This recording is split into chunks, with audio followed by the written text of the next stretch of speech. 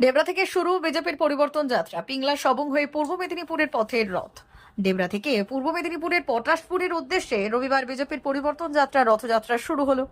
দুপুর প্রায় 12টা নাগাদ ডেবরা বাজার সংলগ্ন শীতলা মাতা ও শিব মন্দিরে পুজো অর্চনা করে যাত্রার সূচনা করা হয়। এরপর ডেবরা ওভারব্রিজের নিচে একটি সংক্ষিপ্ত জনসভা অনুষ্ঠিত হয়। সেখান থেকে আনুষ্ঠানিকভাবে রওনা দেয় বিজেপির পরিবর্তন যাত্রার রথ। জনসভায় বক্তারা রাজ্যের বর্তমান রাজনৈতিক পরিস্থিতি নিয়ে বক্তব্য রাখেন এবং আগামী দিনে পরিবর্তনের বার্তা মানুষের কাছে পৌঁছে দেওয়ার আহ্বান জানান। কর্মী সমর্থকদের উপস্থিতিতে সভাস্থল সরগরম হয়ে ওঠে। জনসভা শেষ হওয়ার পর রথটি ডেবরা থেকে পিংলার উদ্দেশ্যে রওনা দেয়।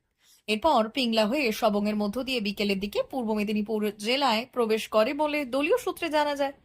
এদিনের এই রথযাত্রায় উপস্থিত ছিলেন বিজেপি নেতা তথা প্রাক্তন রাজ্য সভাপতি ও রাজ্যসভার প্রার্থী রাহুল সিনহা, বিজেপির ওবিসি মোর্চার রাজ্য সভাপতি শুভেন্দু সরকার, রাজ্য যুব মোর্চার নেত্রী ফাল্গুনী পাত্র, বিজেপির ঘাটাল সাংগঠনিক জেলা সভাপতি তন্ময় দাস এবং সাধারণ সম্পাদক তনুশ্রী সাঁতরা সানা সহ একাধিক জেলা ও রাজ্য স্তরের নেতা কর্মীরা। দলীয় নেতৃত্বের দাবি, পরিবর্তনের বার্তা নিয়ে বিভিন্ন এলাকায় পৌঁছে সাধারণ মানুষের সঙ্গে যোগাযোগ বাড়ানোর লক্ষ্যে এই রথযাত্রার আয়োজন করা হয়েছে।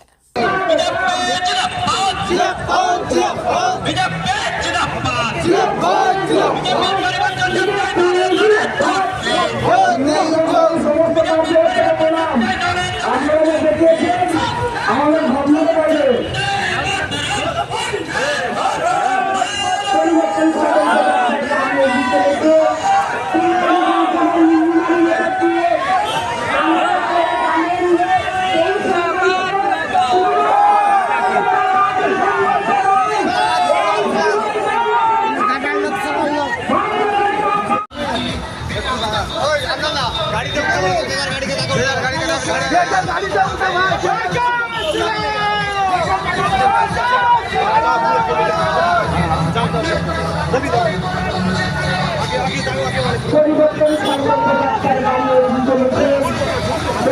সংকল্প যাত্রার গাড়ি চলেছে পিংলা বিধানসভা দিয়ে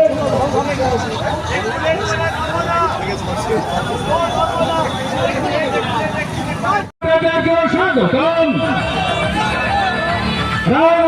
স্বাগতম পরিবর্তন যাত্রার সমস্ত কার্যকর্তারা স্বাগতম। মেদিনীপুর বিভাগের পরিবর্তন যাত্রায় অংশগ্রহণকারী সমস্ত কার্যকর্তারা স্বাগতম।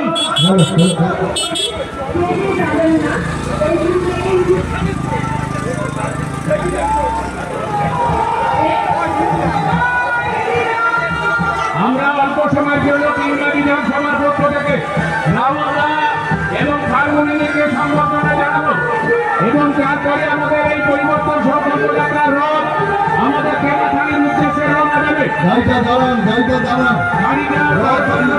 অনুরোধ করবো আমাদের এই পরিবর্তন সংকল্প যাত্রার রথ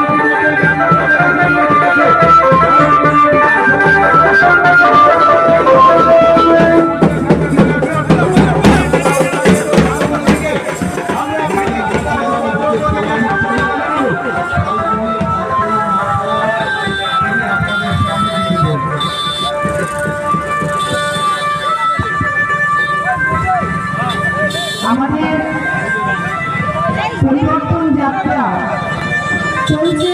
আপনারা সবাই এখানে উপস্থিত হয়েছেন।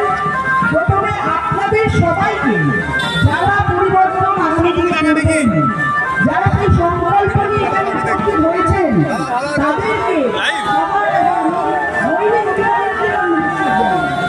উপস্থিত হয়েছেন আমাদের লড়াকু নেতা, দীর্ঘদিন ধরে পরিবর্তন করে চলেছেন রাজ্যসভার সাংসদ, প্রাক্তন সভাপতি রাজ্যে মাননীয় রাহুল সিনহা মহাশয়। উপস্থিত রয়েছেন শুভেন্দু সরকার, ওবিসি মোর্চার রাজ্যের সভাপতি। উপস্থিত রয়েছেন তন্ময় দাস, আপনাদেরই ঘরের ছেলে লড়াকু নেতা তন্ময় দাস মহাশয়, এই জেলার সভাপতি। আমরা আগামী দিনে যে 15 বছর ধরে পশ্চিমবঙ্গের দুরবস্থা করে রেখেছে, যেভাবে পশ্চিমবঙ্গের শিক্ষা, স্বাস্থ্য, নিরাপত্তা, চাকরি সমস্ত কিছুকে শ্মশানে পাঠিয়ে দিয়েছে সরকার, আমরা তার পরিবর্তন পরিবর্তন চাই, পরিবর্তন অবশ্যই ভাবি। 2026-এর নির্বাচন, 2026-এর নির্বাচন, যে যুব ভাইয়া আজকে তারা মেধা তালিকায় তাদের নাম উঠেছিল, যারা পড়াশোনা করে পরীক্ষা দিয়েছিল, তারা আজকে রাস্তায়। দিদিমণি বলেছিলেন যখন বিরোধী দলনেত্রী ছিলেন যে যে সরকার দিয়ে দিতে পারেন না তাদের ভোটে থাকা উচিত নয়। এখন দিদিমণি সুপ্রিম কোর্টের নির্দেশ সত্ত্বেও দিয়ে দিচ্ছেন না, তাহলে কি ক্ষমতায় থাকা উচিত? অতএব এই সরকার সব রকমভাবেই তার ক্ষমতা হারিয়েছে এই সরকারে থাকার জন্য।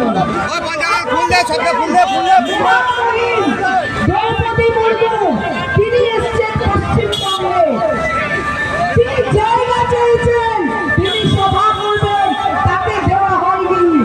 একজন